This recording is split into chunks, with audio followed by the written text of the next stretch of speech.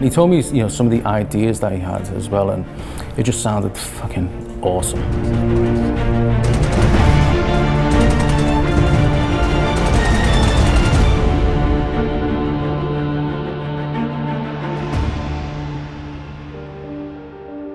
World War II is something I don't know why I've always been fascinated and interested by. I like the things that happen that nobody knows about, like the Amber Room. Where is the Amber Room? Where is all the gold that is hidden?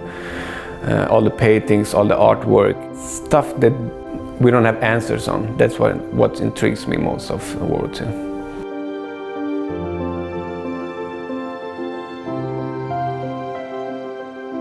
World War II is such an interesting genre, if that makes sense, or a time period. The science that went behind it is incredible.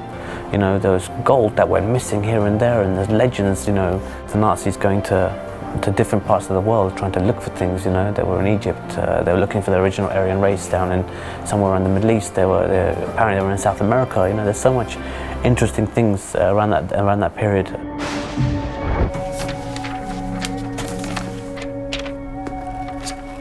The story of Raid follows the adventures of the Raid gang, but we didn't want them to be the kind of very clean-cut, traditional, square-jawed commandos fighting the good fight all the time. They do fight the good fight, but they're also got a little bit of a dark edge to them. So these guys are all languishing in a Gestapo prison at some point. The Nazis have got them. Mrs. White, being this, kind of enigmatic, powerful character who's got a network throughout Europe, she needs to put together this team of these badasses, but they're also wanted in their own countries. So if Sterling goes back to England, he's gonna face the hangman. If Rivet goes back to America, he's going to the electric chair, and so on. So she gives them this choice. She says, right, fight for me. You're never going to be heroes. You're never going to get the medals. You're never going to get the parades or anything. No one's going to know about this stuff. But you will be freed.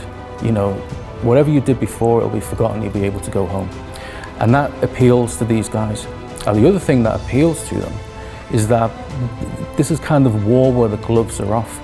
So the Nazis have got a lot of gold and a lot of treasure and a lot of loot.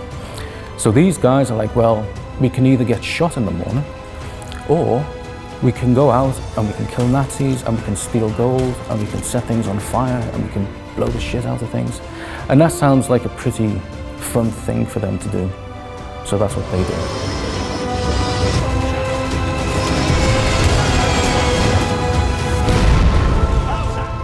Any game I made, it's the same curve. It's an emotional, like, oh my God, it's gonna be the best. Shit, what are we doing with our lives? And then that was amazing, let's do it again. PAX really happened at the end tail of the negative curve.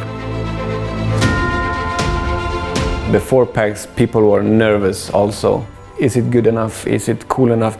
Are people gonna like it or not? That was the turning point, I remember getting that call and being like, oh my God. After a few hours, when everything comes down, then you have the thing in your head, holy fuck, now we can fuck up.